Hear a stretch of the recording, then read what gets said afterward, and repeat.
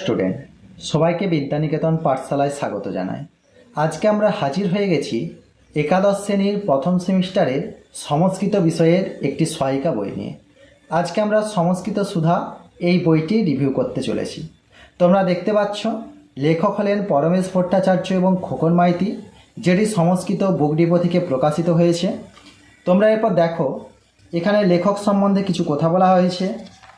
তোমরা তারপরে দেখতে পাবে বইটার দাম রাখা হয়েছে 260 টাকা মাত্র। তোমরা এদিকে চলে আসো, এখানে সম্পাদকীয় বিষয় সম্বন্ধে কিছু বলা আছে। তারপরে তোমরা দেখতে পাচ্ছ সিলেবাসে তোমাদের টোটাল পরীক্ষা হবে 40 নম্বরে, যার মধ্যে এমসিকিউ প্যাটার্ন রয়েছে এবং যেখানে তোমাদের প্রোজ থেকে থাকবে 5 নম্বর, পোয়েট্রি থেকে 5 নম্বর, ড্রামা থেকে থাকবে 5 নম্বর, আর গাওয়ার অংশ থেকে থাকবে সন্ধি থেকে 6 নম্বর, সমাস থেকে তোমার প্রত্যয় থেকে থাকবে 3 নম্বর, তারপরে তোমাদের সাফিক্স থেকে থাকবে 3 নম্বর এবং কনজাকশন থেকে থাকবে 3 নম্বর। তারপরে তোমরা দেখতে পাচ্ছ এটা হচ্ছে তোমাদের সংস্কৃত সাহিত্য ইতিহাস, যেখানে গল্প সাহিত্য ইতিহাস, বৈদিক সাহিত্য ইতিহাস এবং লৌকিক সাহিত্য ইতিহাস থেকে তোমাদের কোশ্চেন থাকবে। তোমরা এই যে দেখতে পাচ্ছ এখানে টপিক অনুযায়ী পার্ট 1 সংস্কৃত সাহিত্য, ইউনিট 1 তার মধ্যে গদ্য থাকছে উপমন্য কথা, ইউনিট 2-এ থাকছে পদ্য বর্ষাবর্ণনম, ইউনিট 3-তে থাকছে দৃশ্যকাব্য কৃপণ কপালী। তারপর তোমরা দেখো পার্ট 2-এ সংস্কৃত ব্যাকরণ ও সংস্কৃত সাহিত্য ইতিহাস, আর ইউনিট 4-এ কী থাকছে ব্যাকরণ, যার মধ্যে সন্ধি স্বরসন্ধির তোমাদের দুটো পার্ট পাঠ্য, একটা স্বরসন্ধি একটা ব্যঞ্জন সন্ধি। স্বরসন্ধির মধ্যে তোমাদের 3টে সূত্র পড়তে হবে, একটা দীর্ঘ সন্ধি, একটা গুণসন্ধি, একটি বৃদ্ধি সন্ধি। আর ব্যঞ্জন সন্ধির মধ্যে তোমাদের 3টে পড়তে হবে, শ্চুত্ব সন্ধি, শ্চুত্ব সন্ধি আর যশত্ব সন্ধি। তারপরে তোমরা চলে এসো শব্দরূপ। শব্দরূপের মধ্যে তোমাদের আছে অজন্ত শব্দ, বালক, লতা, ফল, কবি, মতি, বাড়ি, নদী। আর তোমাদের সংখ্যাবাচক কিছু শব্দরূপ পড়তে হবে, যেটা 1, 2 কিন্তু 3 লিঙ্গে, অর্থাৎ পুংলিঙ্গ, স্ত্রীলিঙ্গ এবং ক্লীবলিঙ্গে। তারপরে তোমরা দেখতে পাচ্ছ সর্বনাম শব্দ। সর্বনাম শব্দ তোমাদের অসমদ আর যুষ্মদ এই দুটি রয়েছে। তারপরে তোমরা দেখো ধাতুরূপ। ধাতুরূপ অংশে কি আছে না পরস্ময় পদী তোমাদের পড়তে হবে, আদমনিপদী তোমাদের পাঠ্য নেই। তো পরস্ময় পদীর মধ্যে তোমাদের ভূধাতু, গম ধাতু, ক্রিধাতু, পুজ ধাতু, 3টে লকার, সব লকার পড়তে হবে না। টোটাল তোমাদের 10টা লকার আছে, তার মধ্যে 3টে লকার তোমাদের পাঠ্য, লট লকার, লং লকার, লিট লকার। প্রত্যয়ের মধ্যে তোমাদের 5টা প্রত্যয় পড়তে হবে, তপত্যয়, তবতুপত্যয়, তাজপত্যয়, ল্যাপপত্যয়, 3 প্রত্যয়। তারপরে তোমরা চলে এসো ইউনিট 4, 5-এর মধ্যে তোমাদের কী কী আছে বৈদিক সাহিত্য, লৌকিক সাহিত্য আর জাতীয় মহাকাব্য। বৈদিক সাহিত্যের মধ্যে তোমাদের 2টো বেদ পাঠ্য আছে, ঋগ্বেদ, সামবেদ, কিন্তু অথর্ববেদ আর যজুর্বেদ তোমাদের এইবারে পাঠ্য নেই। তারপরে তোমাদের আছে বাল্মীকি রামায়ণ। তারপরে আছে তোমাদের সংস্কৃত গল্প সাহিত্য, যার মধ্যে পঞ্চতন্ত্র, হিতোপদেশ আর কথাশরীর সাগর। তারপরে দেখো তোমাদের সূচিপত্র এখানে পুরো দেওয়া আছে ডিটেলস।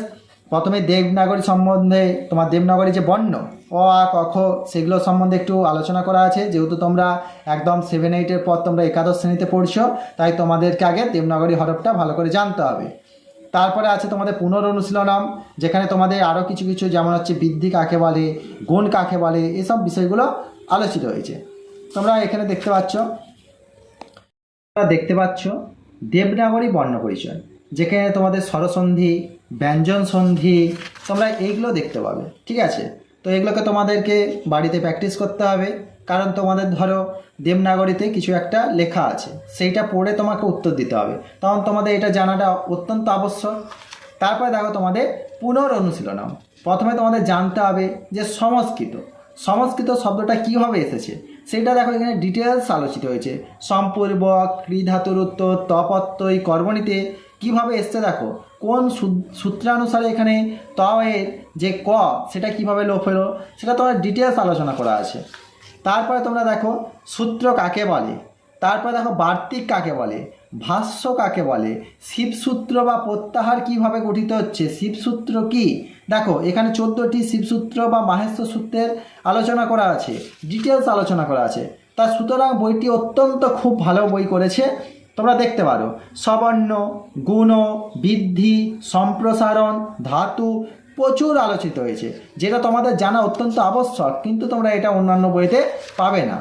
তারপর দেখো এখানে বর্ণের শ্রেণী উচ্চারণ, স্পর্শবর্ণ কোনগুলি, অন্তস্থবর্ণ কোনগুলি, উষ্মবর্ণ কোনগুলি, অযোগবাহ বর্ণ কোনগুলি, এগুলো তোমাদের জানতে হবে। না হলে তোমরা কিন্তু সংস্কৃতের যে ব্যাকরণ পাঠটা তোমরা ঠিকঠাক বুঝতে পারবে না। উচ্চারণের স্থানভেদ, কোন বর্ণের কোথায় উচ্চারণ, যেমন দেখো এখানে দেওয়া আছে অকুহ বিসর্জনীয় নাম কণ্ঠ, জিহামূলিয়স্য জিহামূলম, এগুলো তোমাদের জানতে হবে যে কোন বর্ণের কোথায় উচ্চারণ স্থান। পদ, পদ সম্বন্ধে তোমাদেরকে জানতে হবে। তোমাদের নত্যবিধান, তারপরে হ্যাঁ তোমাদের যেটা জানতে হবে নত্যবিধান, নত্যবিধান কখন দন্তেন্য হয়, কখন মূর্ধন্য হয়, সেই জিনিসটা অত্যন্ত জানা আবশ্যক। কারণ ছেলেমেয়েরা আমরা দেখেছি প্রায় যে দন্তেন্যর জায়গায় মূর্ধন্য, মূর্ধন্যর জায়গায় দন্তেন্য করে দিচ্ছে, তো এই ব্যাপারটা ভুল হয় ছেলেদের। তো তার জন্য এটা জানতে হবে। সত্যবিধান, কোথায় দন্তেস্ব হবে, কোথায় মূর্ধন্যস্ব হবে, এগুলো জানতে হবে। সুতরাং তোমাদের এগুলো সুন্দরভাবে এই বইটিতে আলোচনা করা হয়েছে। আমরা গদ্য সাহিত্যের অংশটা দেখে নেব। তোমরা দেখো তোমাদের একটাই গদ্য আছে যেটি উপমন্যু কথা মহাভারত থেকে নেওয়া হয়েছে। দেখো এখানে ভূমিকা তোমরা অংশটা দেখতে পাচ্ছ, তারপরে উৎস সন্ধানে কোথা থেকে নেওয়া হয়েছে, সংক্ষিপ্ত বিষয়বস্তু, এই উপমন্যু কথা সম্পর্কে একটা সংক্ষিপ্ত ধারণা দেওয়া হয়েছে এখানে সুন্দরভাবে। তারপরে তোমরা দেখো বিভিন্ন স্থানে প্রাপ্ত উপমন্যুর আখ্যান, অর্থাৎ নানান জায়গায় এই উপমন্যু কথার অংশটা পাওয়া গেছে সেইটা আলোচনা করা হয়েছে। তারপরে তোমাদের মুখ্য উপদেশ সেটা আলোচনা আছে। নামকরণ, কেন উপমন্যু কথায় এটা নামকরণ করা হলো সেটা বলা আছে। এবং মূল পাঠ, পুরো দেখো পাঠ অংশটা তোমাদের যেটা মূল পাঠ্যাংশ সেটা এখানে পুরো তুলে ধরা হয়েছে।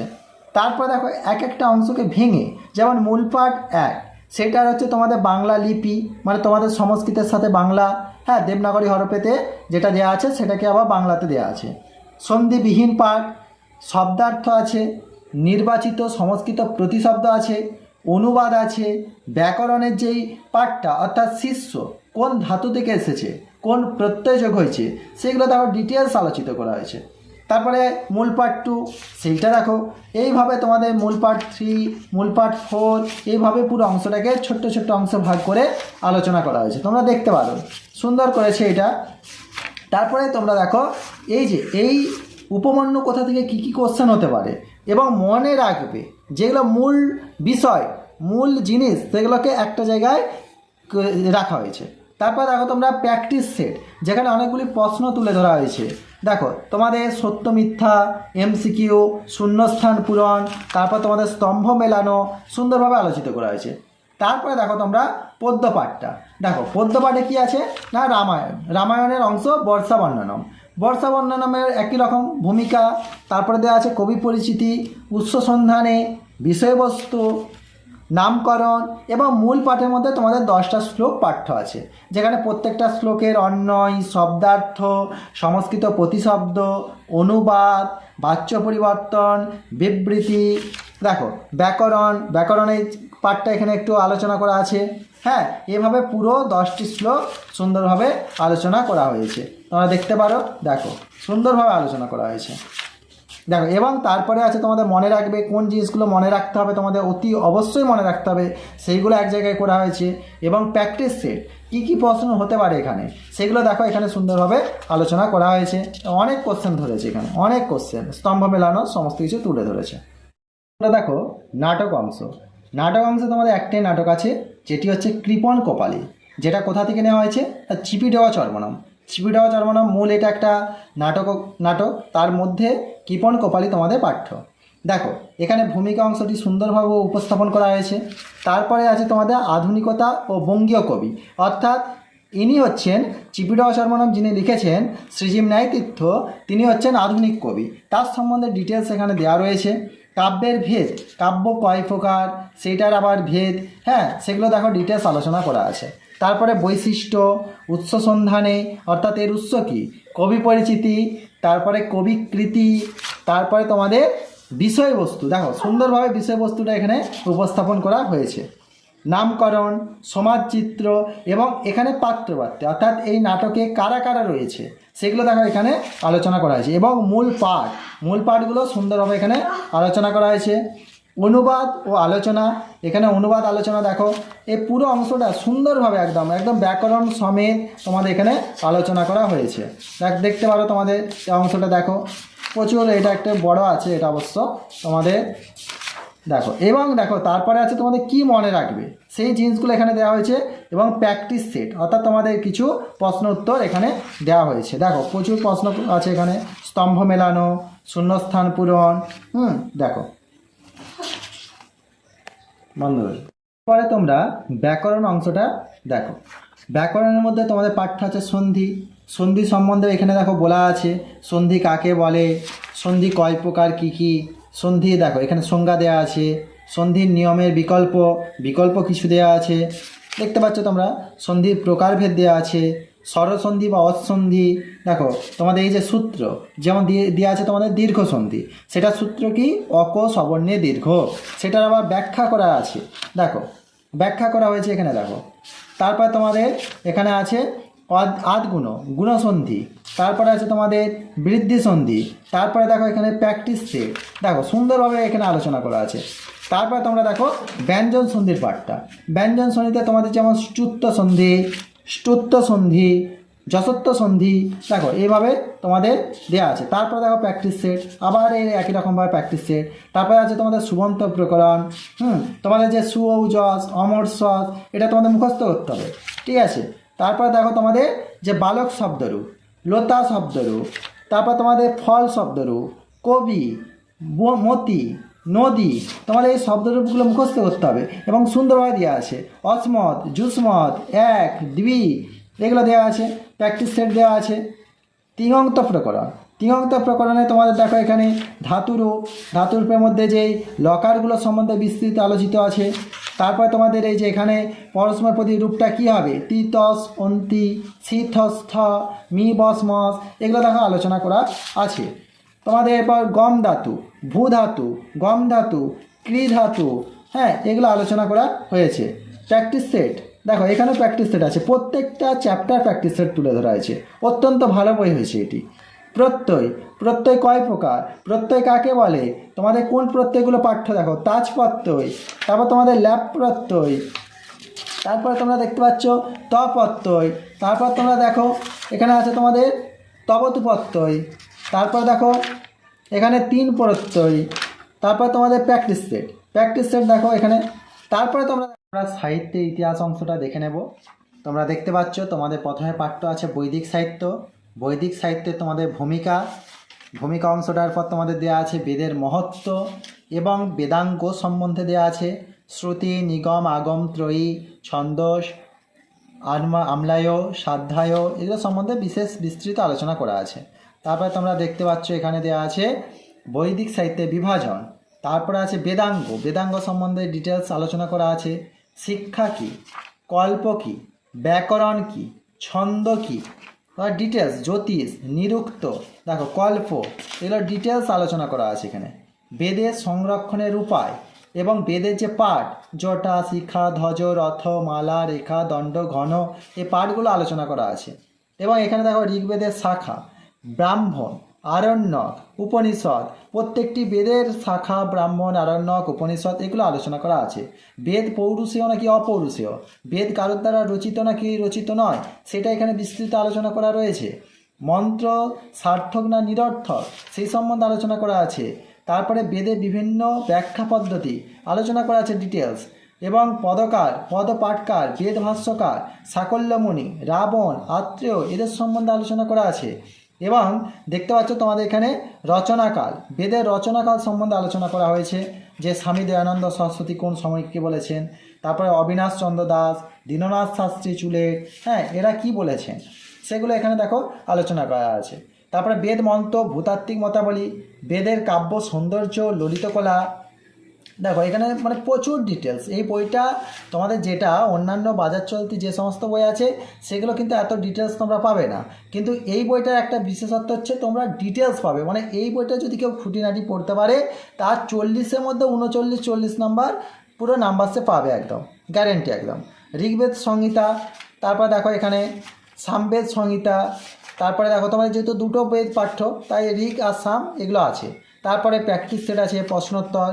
তারপরে দেখো তোমরা দেখতে পাচ্ছ এখানে রামায়ণ মহাভারত, রামায়ণের ভূমিকা, রামায়ণে কটি কাণ্ড, কে কী বলেছেন রামায়ণকে, সে সম্বন্ধে আলোচনা করা আছে। কবি পরিচিতি, বাল্মীকি সম্বন্ধে এখানে বলা আছে। তারপরে রামায়ণের রচনাকাল সম্বন্ধে বলা আছে, তারপরে তোমাদের রামায়ণের মূল অংশ, প্রক্ষিপ্ত অংশ, সেগুলো আলোচনা করা আছে। সংস্কৃত সাহিত্যে রামায়ণের প্রভাব, এটা আগের সিলেবাসে তখন এটা বড় কোশ্চেন আসতো, যে সংস্কৃত সাহিত্যে রামায়ণের প্রভাব আলোচনা করো, বড় কোশ্চেন আসতো। দেখো সেটা তোমাদের এখানে দেওয়া আছে। তারপরে তোমরা দেখতে পাচ্ছ যে এখানে কি আছে না, তোমাদের রামায়ণের বিষয়বস্তু, প্রত্যেকটি কাণ্ড ধরে ধরে যে 7টি কাণ্ড আছে সেই কাণ্ডগুলো সম্বন্ধে সংক্ষিপ্ত আলোচনা করা হয়েছে। রামায়ণে উপলব্ধ কয়েকটি আখ্যান গ্রন্থ, সেগুলো আলোচনা করা আছে। এবং কি কি মনে রাখবে তোমরা, দেখো সেইগুলো এখানে সুন্দরভাবে আলোচনা করা হয়েছে। সুতরাং বইটি অত্যন্ত উপকারে আসবে তোমাদের ছাত্রছাত্রীদের, এটি একটি খুব উপকারী বই। এবং প্র্যাকটিস সেট এখানে দেওয়া আছে, দেখো অনেক প্র্যাকটিস সেটের মধ্যে অনেক কোশ্চেন আছে। তারপর তোমাদের গল্প সাহিত্য, গল্প সাহিত্যের মধ্যে তোমাদের পাঠ্য আছে পঞ্চতন্ত্র, গল্প সাহিত্য কাকে বলে, হ্যাঁ, পঞ্চতন্ত্র, হিতোপদেশ, দেখো এখানে দেওয়া আছে হিতোপদেশ। তারপরে তোমাদের আর একটা আছে কথা সরিষাগর, দেখো কথা সরিষাগর অংশটা এখানে দেওয়া আছে। তারপরে কোশ্চেন দেওয়া আছে তোমাদের, হ্যাঁ। তারপরে তোমরা দেখো সর্বশেষে দেওয়া আছে প্রস্তুতি, অর্থাৎ প্র্যাকটিস সেট। প্র্যাকটিস সেট দেখো একটা দেওয়া আছে, কতগুলো প্র্যাকটিস সেট এখানে তুলে ধরা হয়েছে, দেখো 1, 2, তারপরে দেখো তোমার 3টে প্র্যাকটিস সেট, তোমরা প্র্যাকটিস করতে পারবে এখানে কী রকমের কোশ্চেন আসতে পারে সেই সম্বন্ধে একটা সম্যক ধারণা তোমাদের হয়ে যাবে। দেখো 4টে প্র্যাকটিস সেট দেওয়া আছে, হ্যাঁ। টোটাল তোমাদের প্র্যাকটিস সেট আছে 5টা তোমাদের প্র্যাকটিস সেট আছে, ঠিক আছে। এবং 6টা, দেখো 6টা, অনেকগুলো প্র্যাকটিস সেট আছে, কিন্তু অন্যান্য বইতে তোমরা 1টার থেকে 2টো এরকম পাবে, কিন্তু এখানে দেখো প্রায় 7টা প্র্যাকটিস সেট আছে এখানে, দেখো। সুতরাং সর্বোপরি দিক থেকে আমি যদি বলি, এই বইটি অত্যন্ত ছাত্রছাত্রীদের একটি উপযোগী বই। তোমরা নিশ্চিন্তে বইটা কিনতে পারো। যারা আরও ডিটেলস জানতে চাও, যারা ভালোভাবে জানতে চাও, তারা ওই বইটি অবশ্যই নিতে পারো। তারপরে তোমাদের জন্য পরবর্তী ভিডিওতে তোমাদের টপিক অনুযায়ী ধরে ধরে আমি ভিডিও নিয়ে আসব, একদম টপিক ধরে ধরে। সুতরাং তোমরা পাশে থাকা বেল আইকনটি প্রেস করবে, সাবস্ক্রাইব করবে এবং পছন্দ হলে একটি